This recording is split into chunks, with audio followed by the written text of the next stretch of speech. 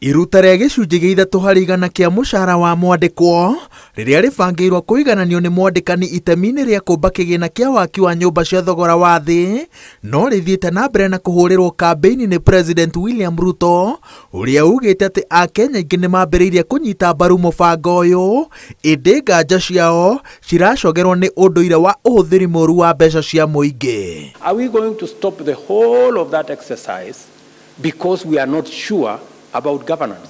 I have given my personal undertaking. The buck will stop at my desk. And I intend to take responsibility. I will not assign it to the next person.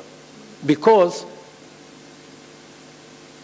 the millions of young people in Kenya who are walking our streets are an emergency for us.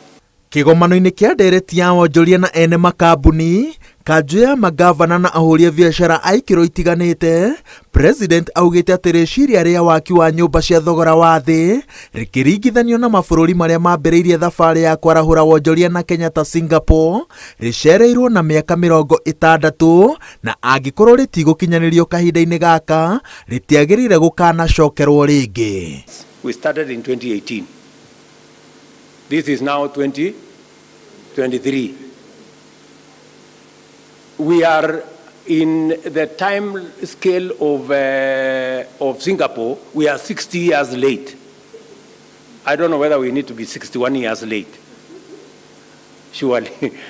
I think let's just agree. It is now or never. Let us just do this thing and let us get ourselves moving.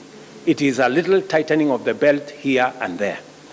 Is that 40% local content will be available for local manufacturers. So if that's the only issue, are we therefore saying, as the Kenya Association of Manufacturers, that we are willing and ready to support this great idea of housing?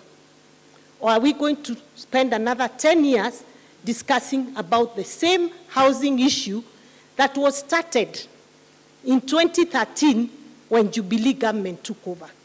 President ongereire atĩ thirikari yake kũhĩtũkĩra mendekithia ma watho mwerũ wa kĩgĩna yongereire na njĩra nene magoti ma indo iria ciumaga nja wa bũrũri, ĩndĩ no cithondekerwo gũkũ bũrũri-inĩ itemi-inĩ rĩa kwarahũra meciria ma ũthundũri na kũgitĩra kambuni cia gũkũ bũrũri-inĩ. The textile and cotton value chain, the bilateral value chain, the automotive value chain, the housing value chain. All these value chains are what we have identified as part of the bottom-up economic transformation agenda as having the highest potential of lifting this country in terms of getting out of the lower middle income status to the upper middle income status. The issue of power, like in Nyandarua we have wind power, which can be very cheap. So we would want to encourage some of the private sectors also to invest in production of power so that now it becomes easy even for you to carry that one. President ateterithĩtie atĩ kwarahũra ũtonga wa bũrũri gatagatĩ-inĩ ka moritũ matiganĩte marĩa marigicĩirie mabũrũri maingĩ nĩ ũndũ ũgũbatara ũcamba wa gũtua matua maritũ na mangĩ maronekana ta megũcũngĩrĩria Akenya menyitie mũthiori, ĩndĩ megũkorwo na umithio gũkĩra kwĩhoka rũhuho rwa mũnyaka. Ngĩribotera Inooro TV, njĩtagwo Waweru wa Nyambura.